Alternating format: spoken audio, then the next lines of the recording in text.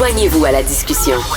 Appelez ou textez le 187 Cube Radio 1877 827 234346.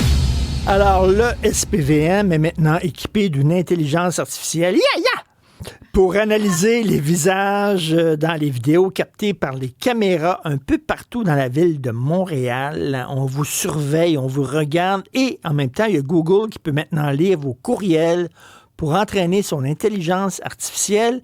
Est-ce qu'en 2025, ça existe encore, la vie privée? On en parle avec Jacques Sauvé, expert en cybersécurité, propriétaire de Triloglam, Jacques Sauvé, bonjour.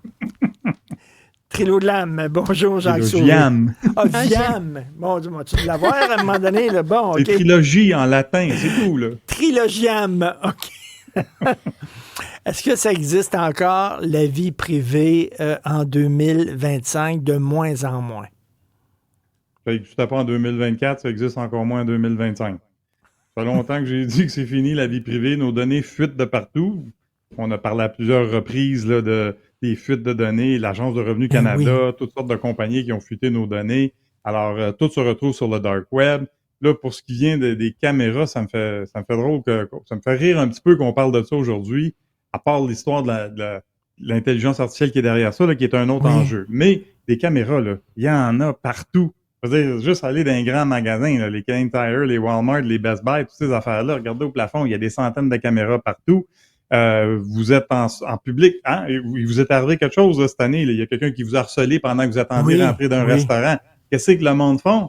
Hein? Ils sortent ça, puis ils mettent ça sur les médias sociaux. Fait que là, je veux dire, c'est partout, là, on se retrouve partout. Fait que là, la police qui va mettre des caméras, il y en a dans les métros déjà. Là, c'est la police qui a déployé 46 caméras.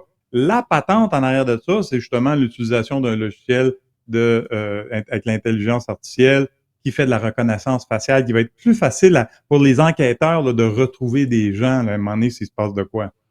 D'ailleurs, quand on recherche une personne, il y a tout le temps, là, on nous montre tout le temps des vidéos de prise d'un paquet de caméras de surveillance, que ce soit des caméras pour les maisons, pour protéger les gens dans leur maison, qui regardent, qui filment ce qui se passe sur le balcon. Ça peut être des caméras de différents commerces. Quand j'ouvre mon ordinateur, j'accepte que je n'ai plus de vie privée et que tout ce que je vais faire sur mon ordi peut être retraçable. C'est ça? Ben oui, voilà.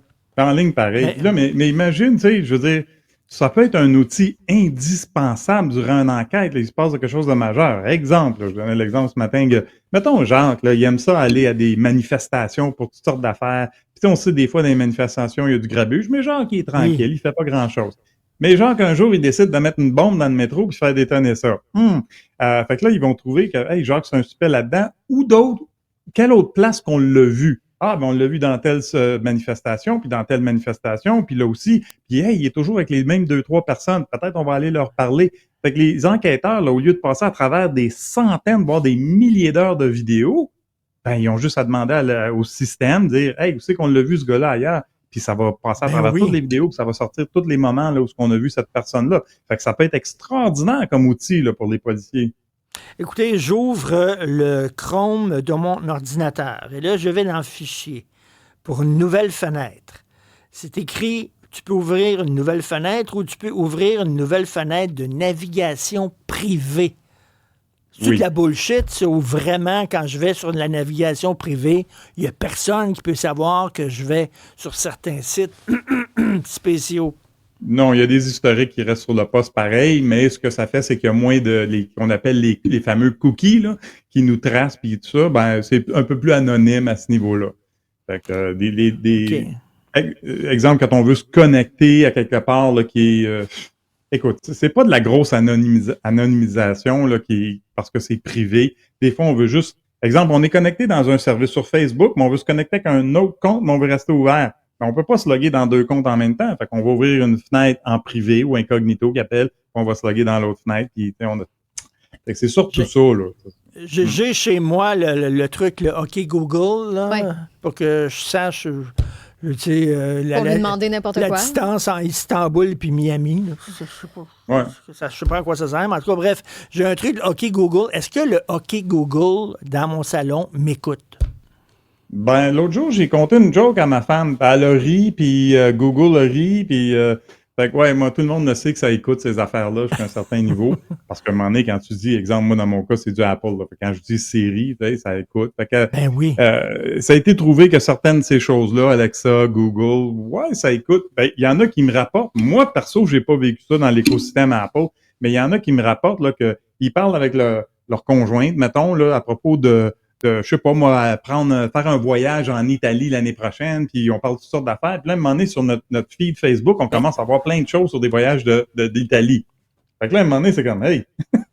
Ben, écoute, Jacques, j'ai un ami qui anime à la radio à Québec et qui me dit, à un moment donné, il y avait un problème dans l'œil.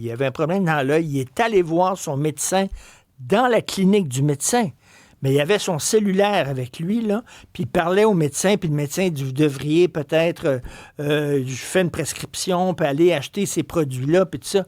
Et je suis revenu chez moi et j'avais de la publicité de produits pour ceux qui ont des maladies de yeux. Et je ne suis pas allé sur Internet pour en acheter, là. Ouais. Mais c'est comme si mon cellulaire avait compris ça et l'avait envoyé à mon ordinateur. C'est pas un complotiste, ce gars-là. C'est capoté, non. Là.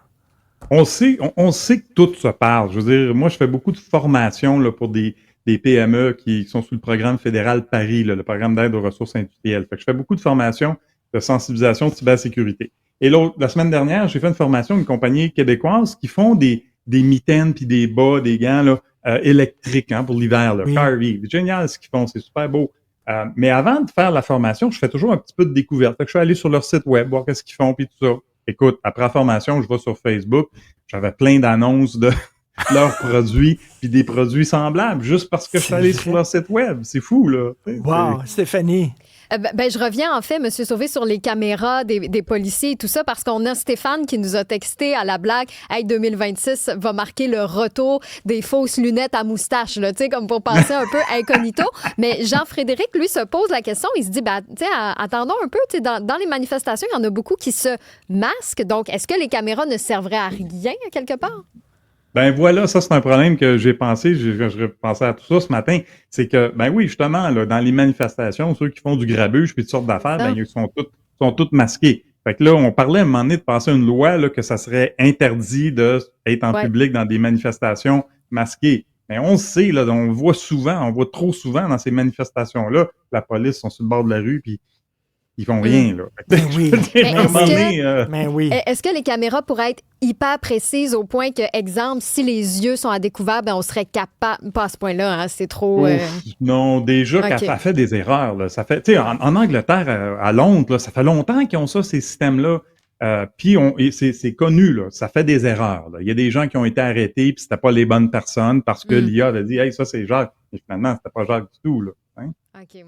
Et c'est complètement fou. En terminant, est-ce que j'imagine qu'il va y avoir, parce qu'à chaque fois qu'il y a un besoin, il y a une offre, là, j'imagine qu'il va y avoir des entreprises qui, si on les paie, vont pouvoir nous assurer un certain anonymat.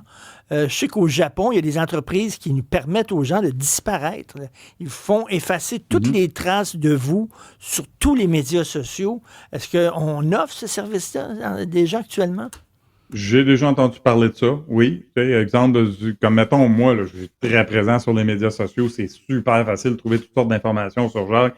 Puis un jour, je décide de disparaître, ben oui, il y a des firmes que je pourrais payer puis qui vont essayer, ils vont faire leur mieux là, pour effacer le plus de traces possible, mais j'ai de la misère à croire qu'ils vont tout effacer, ça traîne partout. Hein? Ben oui, ça traîne partout. Ouais. Merci beaucoup, Jacques Sauvé, expert en cybersécurité et propriétaire de Trilogiam. Merci.